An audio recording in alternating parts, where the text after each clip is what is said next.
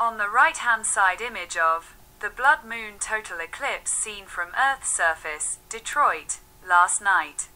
By Chuck's Astrophotography. The blood moon captured last night by Chuck's Astrophotography with his Explore Scientific 127mm telescope, ZWOASI 2600MC camera, and Optolong L Pro filter from Detroit.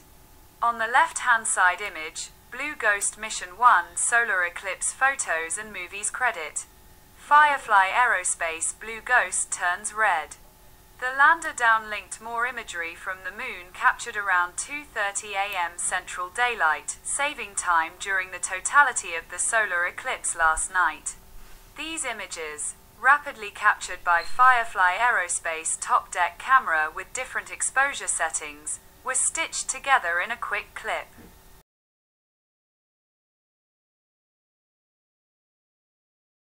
The red hue is the result of sunlight refracting through the Earth's atmosphere as the sun is blocked by our planet, casting a shadow on the lunar surface. The glowing ring of the eclipse is again seen on Blue Ghost solar panel. You can also spot Mercury, left, and Venus, right, just above the Earth eclipsed by the sun.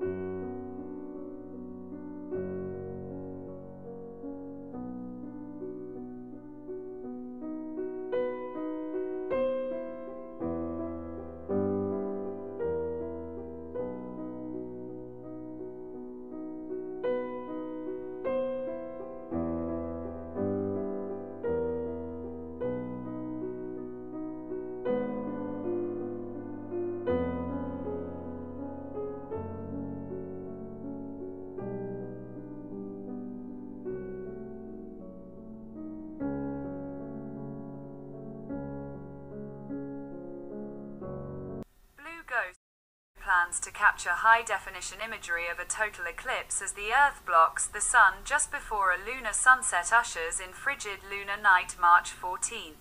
March 14th lunar eclipse. As Thomas Cromp wrote March 4th, 2025 6:22 p.m., a noteworthy astronomical phenomenon awaits us in March. We are talking about the so-called blood moon. Our natural satellite will then take on a red-orange color 14 marca 2025 roku Księżyc chowa się całkowicie w cieniu Ziemi, ale po raz kolejny nie dla obserwatorów oglądających zaćmienie z Polski. My zobaczymy tylko fazę półcieniową. And this is what it might look like from the perspective of Blue Ghost on the moon. I used a real night photo taken by the Japanese Slim lander at a similar time last year. I added a red tint that we can expect. We can now compare it with the true images obtained by Blue Ghost.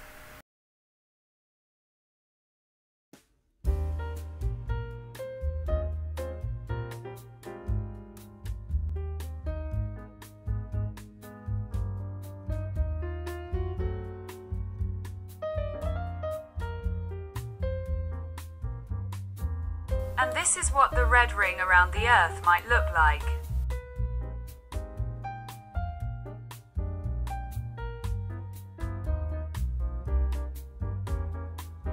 Compare it with the true images obtained by Blue Ghost.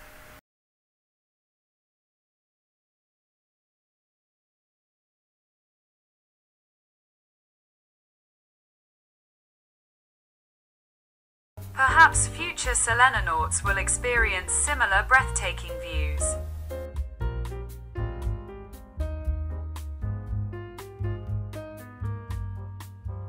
Blue Ghost launched January 15th atop a SpaceX Falcon 9 rocket. The ship had landed on the Moon March 2nd, 2025.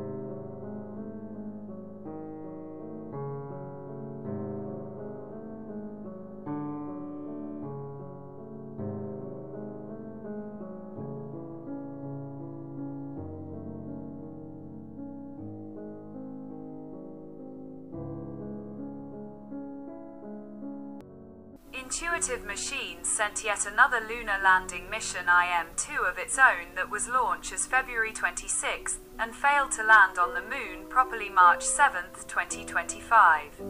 Actually, it seems that the landing was much harder than the 1 year earlier of its predecessor, IM-1. Due to problems with the laser rangefinder, Intuitive Machines reported disruptions in its operation, which occurred even before the landing maneuver. It's a shame, because we've lost a rare opportunity to record a total solar eclipse by the Earth from an alternative location near the Moon's south pole. Luckily, we have footage of the blood moon from Blue Ghost.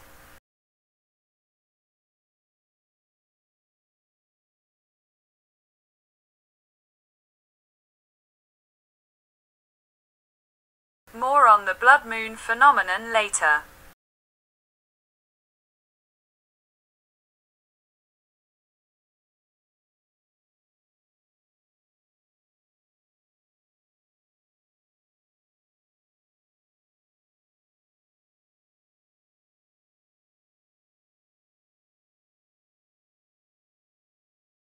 Zadałem sobie odrobinę trudu, żeby to Państwu nieco przybliżyć.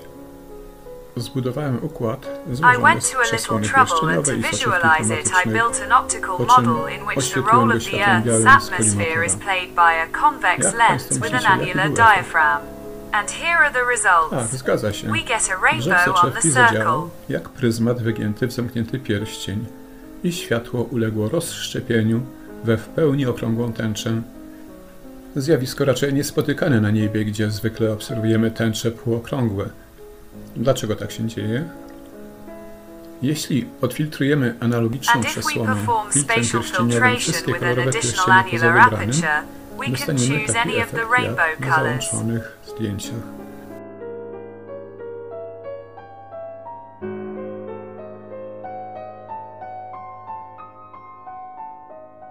Zamiast filtru pierścieniowego w tej kołowej tęczy możemy zanurzyć końcówkę światłowodu.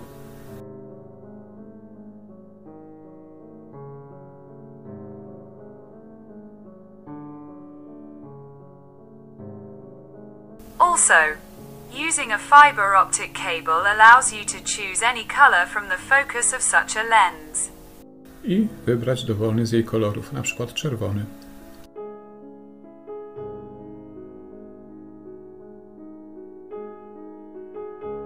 Tarczę księżyca możemy w szczególności potraktować jako rdzeń takiego grubszego światłowodu. Możemy sobie też wyobrazić w naszym modelu białą plastikową główkę szpilki, którą zanurzamy w naszej tęczy, powodując zmianę jej koloru aż do czerwonawego włącznie. Zmianę właśnie. Gdyby taki sam model obowiązywał ziemską soczewkę, a księżyc byłby taką białą główką szpilki, to defilując w poprzek przez cień Ziemi, przybierałby on kolejno wszystkie kolory tęczy. Tak jednak nie jest. Musi być zatem jakieś inne wyjaśnienie. Dlaczego tak się dzieje? Dlaczego tak w ogóle się dzieje? Przyjrzyjmy się teraz rysunkowi z cienką soczewką. Pada na nią równoległa wiązka światła białego. Nasza soczewka pierścieniowa działa analogicznie. Światło białe rozszczepiane jest na wszystkie kolory tęczy. Mniej więcej takie jak w tej tabeli. Każdy kolor rozszczepionego za taką soczewką światła ogniskuje się za nią w innym miejscu jej osi. Można powiedzieć, że ognisko soczewki zależy od koloru użytego światła, jeśli na przykład będzie to światło laserowe. Widzimy to wyraźnie w tej tabeli dla soczewki szklanej. Długość ogniskowej zależy od długości światła. Pierścieniowa tęcza z naszego wcześniejszego modelu, skupiona taką soczewką, również ułożyłaby się w tęczę wzdłuż tym razem osi soczewki, a nie wokół tej osi w pierścień. Proszę zauważyć, że w istocie pierścienie te skupią się w takim rozciągłym ognisku na dostatecznie dużej odległości i bez takiej dodatkowej soczewki. Zwłaszcza, że ziemska soczewka jest pierścieniowym wycinkiem grubej, sferycznej soczewki fizycznej, a nie soczewką cienką. Może zatem połączyć obydwa efekty, to znaczy spowodować tęczę pierścieniową, która stosunkowo blisko skupi się w liniowe tęczowe ognisko, że tak pozwolę sobie na mały rym. To znaczy spowodować tęczę, która stosunkowo blisko, skupi się w liniowe tęczowe ognisko. Teraz wystarczy, że powierzchnia Księżyca jest wystarczająco blisko czerwonego fragmentu tęczowego odcinka, aby rozbłysnąć na czerwono w wyraźny, dostrzegalny sposób. Podobnie wystarczy umieścić końcówkę światłowodu w takiej części naszego ogniska, aby efekt filtracji barwnej uległ spotęgowaniu. W istocie energia całego barwnego pierścienia zostanie wówczas prowadzona do takiego światłowodu. Przesuwając światłowód wzdłuż osi w stronę soczewki, dostajemy selekcję, przełączanie do coraz krótszych linii widmowych światła. Widzimy zatem, że wystarczyłoby, aby cienki pierścień atmosfery Ziemi widoczny z Księżyca przepuszczał podczas zaćmienia Księżyca całe promieniowanie słoneczne, a Księżyc mógłby zostać oświetlony innym kolorem, zależnie od odległości, w jakiej się znajdzie od Ziemi, a zmienia się ona od 364 do 406 tysięcy kilometrów. Ściśle rzecz biorąc, dotyczy to perycentrum i apocentrum jego eliptycznej orbity wokół środka masy układu Ziemia-Księżyc, który wypada gdzieś niezbyt głęboko pod powierzchnią naszej planety, o ile dobrze pamiętam. W tej większej odległości na Księżycu skupiałoby się światło czerwone, powodując zjawisko krwawego Księżyca. Na tej mniejszej niebieskie i Księżyc stawałby się niebieski, a gdzieś po środku żółty, jak zwykle, i bliżej nas zielony. O ile z żółtym nie mielibyśmy większych oporów, bo taki się on nam zwykle wydaje, odbijając światło Słońca, które jest zwyczajną żółtą gwiazdą. O tyle zielonego Księżyca raczej nie obserwujemy, a któreś z jego zaćmień powinno być rozświetlone w taki sposób, to znaczy na zielono, jeśli tylko znalazłby się on dostatecznie blisko perycentrum. Zjawisko takie stałoby się też sławne jako rzadziej opisywane. Niestety dotąd nie zarejestrowano zjawiska zielonego Księżyca. Oznaczać to może, że światło zielone skupiane jest przez atmosferę Ziemi znacznie bliżej niż leży perycentrum orbity naszego srebrnego satelity, a ogniskowa dla niebieskiego powinna wypaść jeszcze bliżej. Tu jednak czeka nas mała niespodzianka. Otóż obserwowano już zjawisko wyraźnie niebieskiego Księżyca. Co więcej, potrafiło ono trwać ponad rok bez przerwy. No tak, ale skoro bez przerwy, to nie mogło to być przecież związane z nader przejściowym, każdorazowo blisko jedynie dwugodzinnym zaćmieniem Księżyca. Wyjaśnienie musi być zatem i jest nieco inne. Powierzchnia Księżyca nie leży dokładnie w ognisku ziemskiej soczewki dla koloru czerwonego. Wówczas ilość docierającego do takiego ogniska światła działałaby jak zwykła soczewka wystawiona na słońce, która łatwo może podpalić papier i nie tylko. Gdyby to ognisko było małe, rzędu kilometrów średnicy na powierzchni Księżyca, pozostawiałoby ono za sobą ślad w postaci równie cienkiego pasa ze szklanego regolitu. I do dzisiaj Księżyc zaopatrzony by był już w gęstą sieć krzyżujących się szklanych autostrad, przycinających jego widoczną tarczę, błyszczącą oślepiająco niczym lustro na przecinających się liniach losowej siatki takich szklanych księżycowych autostrad. Niczego takiego jednak nie obserwujemy w rzeczywistości. A jeśli nie zeszklona, to przynajmniej trasa taka mogłaby być upstrzona podobnymi szklanymi perełkami, jak te, które odkrył na Księżycu chiński łazik Yutu.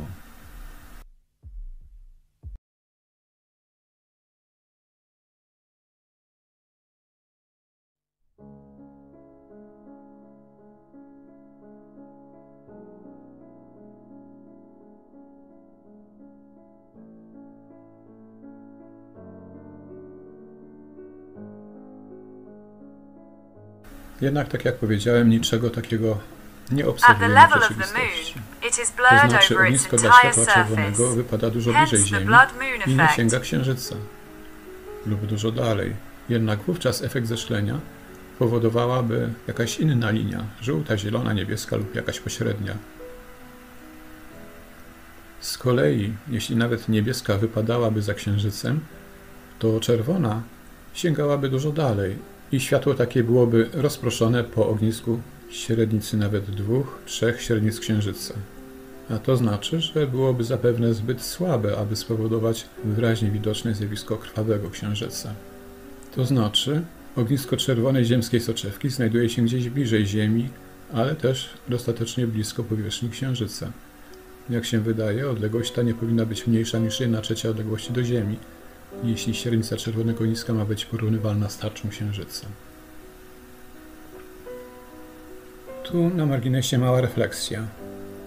Jeśli ogniskowa ziemskiej soczewki jest wystarczająco mała, aby zaszczyć regolith na powierzchni Księżyca, by zbliżył się on po paru miliardach lat o 1/3 do Ziemi, to może to oznaczać, że także statek kosmiczny lub satelita, który przypadkowo trafi na takie ognisko, może ulec przetopieniu do metalicznej kuli z domieszkami plastiku i innych substancji obejmujących także odparowane prochy niedoszłych selenonautów. Czy należy zatem unikać jak ognia trajektorii przecinających się z osią Słońce-Ziemia w cieniu tej ostatniej? Nie wiem. Wszystko zależy od efektywnych rozmiarów takiego ogniska. Być może zatem zjawisko takie wymagać będzie jednak bliższego zbadania z uwagi na bezpieczeństwo lotów kosmicznych. A Państwo co o tym myślicie? Proszę dać znać w komentarzach. A my wracamy na powrót do naszych owiec i lunatycznych snów po tej rozbudowanej luźnej dygresji. Część z tego światła, nawet podczas całkowitego z naszego ziemskiego punktu widzenia zaćmienia, dociera nadal do powierzchni Księżyca, przez co nie staje się on całkowicie niewidoczny. Czemu jednak jest czerwony? O tym też już wspomniałem. Z tego samego powodu, dlaczego zachody i wschody Słońca mają właśnie taką barwę. Dochodzi do tak zwanego rozproszenia Rayleigha, światła niebieskiego, nazwanego tak na cześć XIX-wiecznego fizyka Lorda Rayleigha. Opisuje ono to, jak światło rozchodzi się w ośrodku, w tym przypadku w powietrzu, w którym cząstki są mniejsze od długości fali świetlnej. To samo zjawisko sprawia, jak już wspomniałem, że niebo w dzień ma niebieską barwę. Czerwonawe zabarwienie powstaje, ponieważ światło słoneczne docierające do Księżyca musi przejść przez długą i gęstą warstwę atmosfery ziemskiej, gdzie jest rozpraszane. Krótsze fale są bardziej podatne na rozpraszanie przez cząsteczki powietrza i małe cząstki. W związku z tym pośród promieni świetlnych wydostających się z atmosfery przeważają te dłuższe fale, czyli bliższe czerwieni. Ludzki wzrok postrzega to pozostałe światło właśnie jako czerwone. Jest to ten sam efekt, który powoduje, że zachody i wschody Słońca zmieniają niebo na czerwonawy, a częstokroć intensywnie czerwony kolor. Okazuje się, że także patrząc z Księżyca, Słońce powinno zachodzić za lub wschodzić zza Ziemi z dominantą czerwoną. Przekonają się o tym za lat kilkanaście, miejmy nadzieję, najwyżej selenonauci. Ilość załamanego światła zależy od ilości pyłu lub chmur w atmosferze. Kontroluje to również ilość rozproszonego światła. Ogólnie rzecz biorąc, im bardziej zapylona atmosfera, tym bardziej zmieniają się długości fal światła, które zostaną usunięte w porównaniu ze światłem czerwonym, pozostawiając światło o głębszym czerwonym kolorze w przypadku dużej liczby drobnych cząsteczek zawieszonych w atmosferze. To powoduje, że uzyskany miedziano-czerwony odcień Księżyca zmienia się w zależności od zaćmienia. Tell me what just happened there. I don't know, that's a lot. We just landed on the moon. We just landed on the moon! We did it! All the years, we're here. We landed on the moon. It's pretty surreal. You know, it looked a lot like all the simulations we did leading up to it, and it's a little hard to believe that it's real, but I can confirm it is in fact real. Paul Kahn, Chief Engineer on Ops. Y'all select the landing. We're on the moon.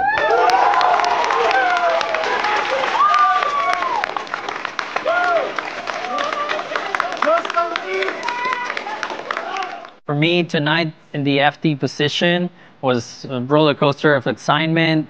It was making sure that everything in the procedure was proceeding nominal, while at the same time being ready for any anomalies, making sure that whatever presented itself, any issues, that we would be able to solve them in the correct timing needed and keep the descent sequence going. There were not a lot of surprises.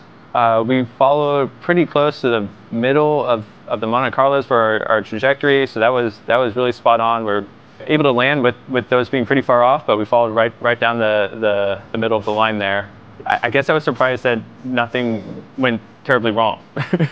I mean, we performed 2 hazard avoidance maneuvers, just like we expected to. We landed at our targeted landing site, just like we expected it to. We had, before the mission, charted sort of like a descent path. And it was amazing to just watch us stick with it. Sometimes we'd go a little above it, a little below it, but we just followed all the way down to the ground. It was picture perfect. It really was.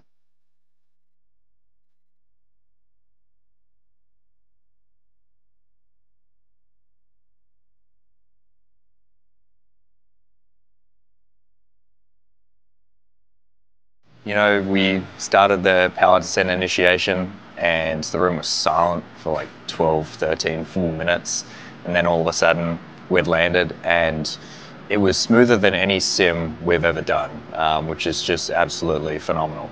The room was ecstatic. We got the first couple photos down and I think the vibes have been really good since. Oh my God, it felt so weird at first. I didn't know how to feel at first, and then like the emotions came in, like seeing the data come in that we landed, that we saw the moon gravity and the landing leg contact sensors.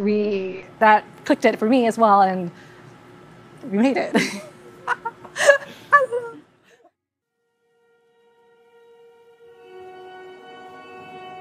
Tonight, it was really exciting getting to the surface. We all cheered, we all hug each other, celebrated, but the mission is just starting. Basically, we just completed a very important milestone, but our mission on the surface is gonna continue for the next 14 days.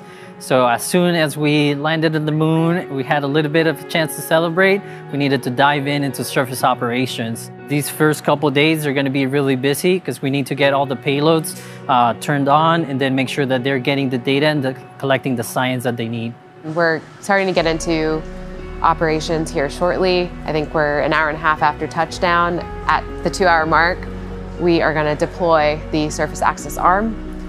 We are going to deploy the EDS payload. EDS science operations are going to begin.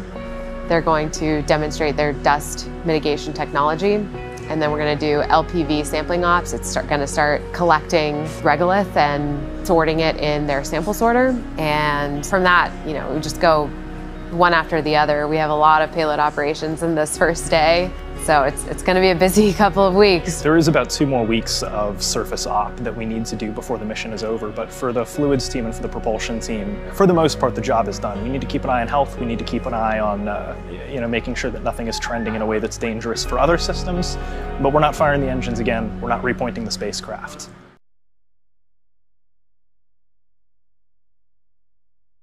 I recognize the incredible sacrifice that everyone in this room has made, but I also wanted to go ahead and shout out the incredible sacrifice that all the families of everyone in this room made. You know, when we listened to one of the Apollo flight directors came and talked to us, and he kind of said that while they were working on Apollo, their spouses kept America moving and kept their families together, and that has not been easy. That was the case for this mission as well, and I am certain that every single significant other of the people in this room have stood up and have rose to the occasion just like everyone in that room has. But they're the unsung heroes who, we wouldn't be here. So. Farrah turned around and she grabbed me, and that was the one that I completely broke. She whispered in my ear, like, all the late nights being away from the babies really made it really worthwhile. And it's so true, because it's so hard. Like, we as moms and parents have to make the choices of like being home with our families or coming to work, and it's like our supportive families let us make the dream possible. And it's like we all do it for them, like for our families and for our babies, like to give the world, put the world in a better place for them. And so like my hopes and dreams for my daughters that like we make the world better for them, that if they choose to go into industry, like we just keep raising the glass ceiling for them, and someone's going to break it, and I hope it's them. So hearing that from Farrah really took me down in a great way, because like she also has a daughter, like she's doing this and like having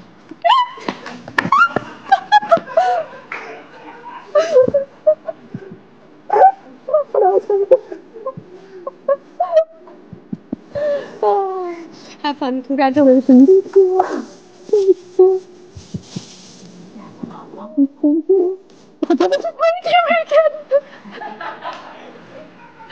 Okay, well, there we go.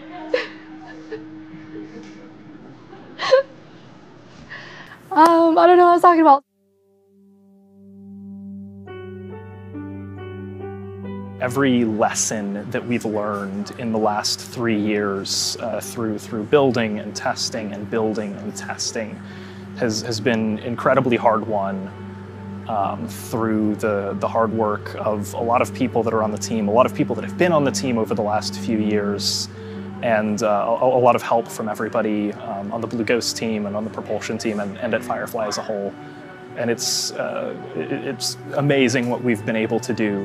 Successfully landing makes me definitely more excited about the next couple missions because we're going to try and add to that, right? Challenge ourselves even more. But this is just the start of this mission really, because we did all this for our customers, for all our payloads on board. And now it's up to us to make sure that they can execute as much as possible and that NASA and companies can get as much data as they need about, you know, what they're trying to figure out on the moon. And that can carry towards even our next couple missions or how NASA, you know, progresses through the Artemis program. We've all been working on this a lot of nights and weekends for 4 years now to get here. It's an incredibly short period of time, but we put in some incredibly long days to make this happen. You know, some of these people started as pretty junior engineers, me myself included, at least in the aerospace side of things. For many of the people in that room, this was their first spacecraft mission, let alone first lunar lander. So to have it be this successful, I think it's just a testament to the amount that teamwork has to play into it. We're all here to support one another. We've all got each other's backs, and then we all did this together. Thank you for your attention. I trust that my explanation was not more tedious than understandable. Mam nadzieję, że mój wywód nie okazał się bardziej nużący niż zrozumiały.